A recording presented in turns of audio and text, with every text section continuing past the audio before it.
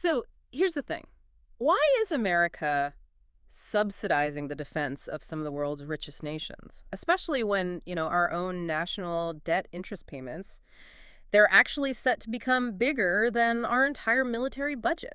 Yeah, that really cuts right to the heart of it, doesn't it? That paradox. We've done a custom deep dive looking into the sources you sent over about NATO burden sharing. Right, and this whole idea of European defense autonomy, or maybe the lack of it. Exactly. And the mission today really is to figure out why.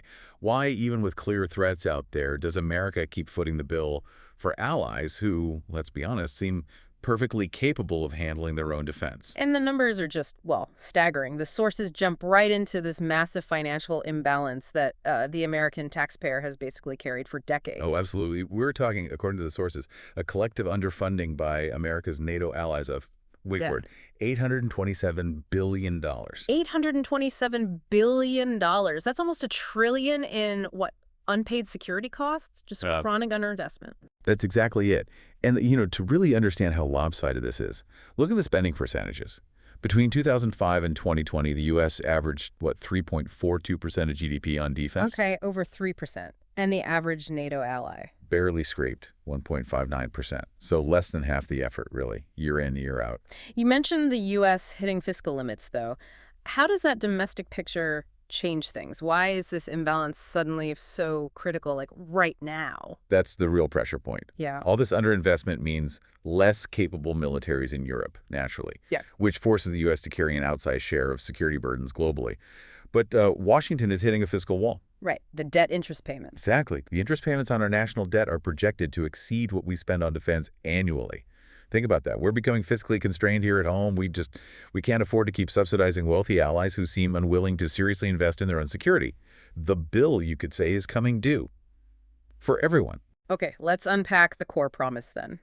The 2% defense spending goal, it's been the benchmark for years, reaffirmed after Russia's first moves in 2014. But how effective has it actually been? What do the sources say? Well, the verdict from the sources is pretty harsh. The 2% target, widely ignored. And critically, it's proven insufficient to deter aggression. You don't need to look far for proof, I suppose. Not at all. Russia annexed Crimea in 2014, then the full-scale invasion of Ukraine in 2022. Both happened while this 2% minimum was supposed to be the NATO standard for readiness. Deterrence clearly failed. And when we talk about who ignored it, those dollar figures we mentioned earlier really paint a picture. Who are the biggest offenders, according to the analysis, in terms of, dollars not spent? Yeah, the list is depressingly long. Yeah. But the data points squarely at some major economies. Germany stands out a massive $249 billion shortfall. $250 billion almost. Wow. Right. Then you have countries like Italy and Spain, both economic powerhouses, each racking up deficits around $150 billion over the last decade or so. These aren't small nations on the fringe. They're core European economies making a choice. A choice to spend elsewhere. And the consequences aren't just theoretical, right? Even after the 2022 invasion, compliance didn't suddenly snap into place. That's right. As of 2024, sources say 8 members still weren't hitting that 2% mark. We're talking Canada, Italy, Spain again. And this isn't just about accounting. It has real-world impact. Look at Ukraine. Oh, so? European nations have really struggled to deliver the military support they promised Ukraine. Why? Because, and I quote, they have depleted stockpiles and limited industrial capacity. They just didn't have the stuff. They didn't have the ammo, the equipment, the production lines ready because they chose for years not to invest in that kind of heavy defense. Okay, so if 2% is a proven failure, the logical next step seems obvious. Raise the bar. That's the consensus emerging from the sources, yes. A new, much more robust commitment. At least 3% of GDP is seen as necessary just to start seriously rearming. Just to start, and I saw mentions of even higher numbers being floated. Exactly. That 3% is maybe the floor. There's serious talk apparently, about pushing it even higher, maybe 5% of GDP. That discussion is reportedly happening around the 2025 NATO summit. It sends a stronger signal, and frankly, it's needed to refill those empty arsenals quickly. Okay, but hang on. If allies manage to ignore or dodge the 2% goal for decades, are they really going to commit to 3% or 5%? Or are we already seeing, creative accounting starting up? That is the multi-billion-dollar question, isn't it? Yeah. The cynical view, perhaps the realistic one based on history, is that the moment you set a target, politicians start looking for the loopholes. And here's where our research got really, really interesting. Even this potential new 5% target, the sources say it already has cracks, built-in wiggle room. That's right, a major one. The analysis points out that only 3.5% of that 5% absolutely must go to core defense needs, weapons, troops, readiness. Okay, so what about the other 1.5%? Where can that go? That's the non-core category, and this is where you get the strategic equivalent of paying for, well, butter, not guns. It means money can be funneled into things like domestic infrastructure, maybe civil defense projects, things with only a tangential link to security rather than actual combat power. And the example of this being used, it's almost hard to believe, Italy. Tell us about Italy's plan. It is pretty jaw-dropping. The sources highlight this, frankly, scandalous plan from Italy.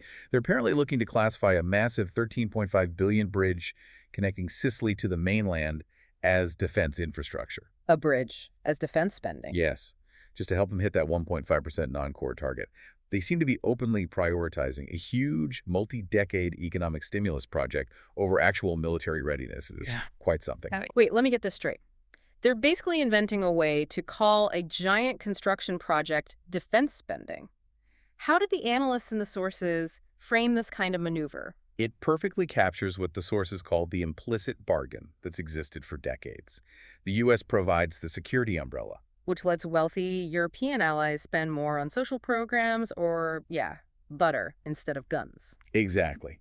And analysts have a term for this outcome: strategic infantilization. Strategic infantilization. Can you break that down a bit? The idea is pretty simple, really. If you're constantly protected by a powerful guardian, like the U.S. has been for Europe, you never fully mature strategically. Yeah. You don't develop the political muscle or maybe the political will to take serious responsibility for your own defense. Because someone else will step in. Precisely. You remain dependent, like a strategic child, always knowing the guarantor is there. And some aren't even subtle about rejecting more responsibility. Spain's government, the sources noted, was the only one to explicitly push back against even talking about higher targets, like 3% or 5%. That was very significant, yes.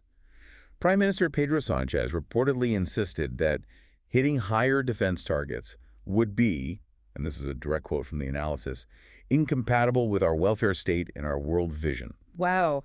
So they're openly saying domestic spending, their social model, even their green transition, takes priority over collective security commitments. That's how the sources interpret it. It's a philosophical stand. Our domestic priorities come first, because ultimately we know the U.S. security backstop is there. So this isn't just about budgets anymore. The sources suggest this failure to fund defense, this freeloading, actually threatens the unity of the alliance itself. How serious is that threat? What about accountability? It's seen as fundamental. The refusal to meet agreed-upon targets directly threatens NATO unity that has lasted since 1949. It eats away at the core trust. And accountability, well, we've already seen threats escalate beyond just quiet diplomatic pressure. Like President Trump's approach. Exactly. Sources point to him threatening Spain directly, pay up for defense, or face potentially paying twice as much through trade tariffs. Right, so suddenly a defense spending issue blows up into a potential trade war. Precisely. But the strategic consequences discussed are even starker. Some analysts cited argue that if NATO is serious, countries consistently failing to meet targets should face real penalties, maybe even being excluded from Article 5 protection. Excluded from the collective defense guarantee. That's the bedrock of NATO. It is. Or even, some suggest, expulsion from the alliance altogether. One source put it very bluntly. The ultimate punishment they face is simply that they would be easier to invade. If you don't invest, you make yourself a target. And allies shouldn't assume Article 5 is an automatic U.S. cavalry charge anyway, right? The sources mention some key wording in the treaty itself. Yes, that's crucial. Article 5, the attack on one is an attack on all clause, is deliberately or willfully vague. It only obligates members to take such action as it deems necessary. Deems necessary, so not automatic military deployment. Not automatic at all. It's a political decision for each member. Yeah. So if you combine that inherent ambiguity with an ally blatantly refusing to invest adequately in their own defense, well, it seriously undermines the credibility of collective deterrence.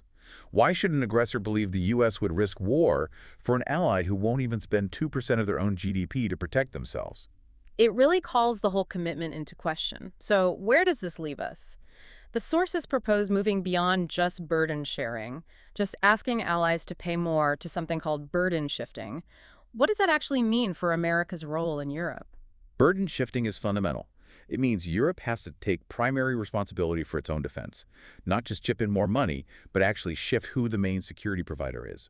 And that requires them building capabilities that, right now, the U.S. provides almost exclusively. What kind of military capabilities are we talking about here? The big strategic stuff. Exactly. We're talking about things like long-range strategic airlift, moving troops and gear quickly, aerial refueling, keeping planes in the air longer, and, crucially, sophisticated C4ISR systems.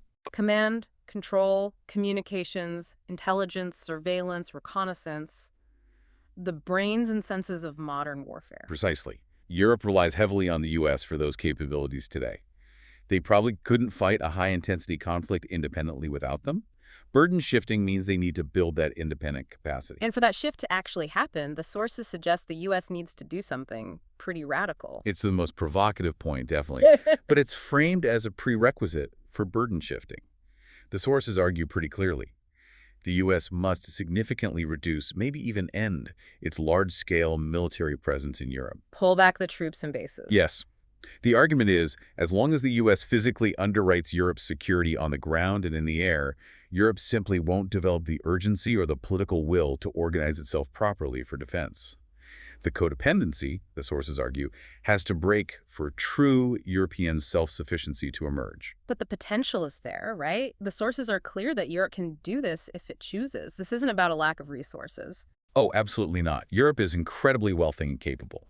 The EU's economy, just on its own, dwarfed Russia's GDP back in 2021, like 4.5 times larger. They have world-class defense companies, amazing technology. 8 of the world's top 14 most technologically advanced countries are European. So the money's there, the tech's there. It all comes down to political will. The shortfall isn't cash or capability. It's the collective decision to prioritize security over, well, other things, like maybe bridges to Sicily. So the core message from this deep dive seems pretty stark. Chronic underinvestment isn't just a budget line item, it undermines deterrence.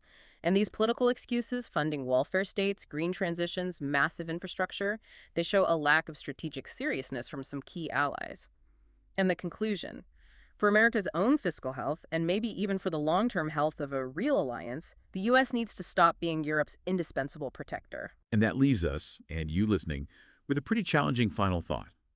If NATO is built on mutual trust and commitment, but the data clearly shows some very wealthy allies prioritizing things like domestic spending or, yes, giant bridges over core defense, can that alliance truly function? Especially if those freeloaders, as the sources sometimes call them, are essentially allowed to gamble their own security, knowing, or at least hoping, that the American taxpayer will ultimately bail them out. What's the real cost of that strategic infantilization both for them and for the U.S.?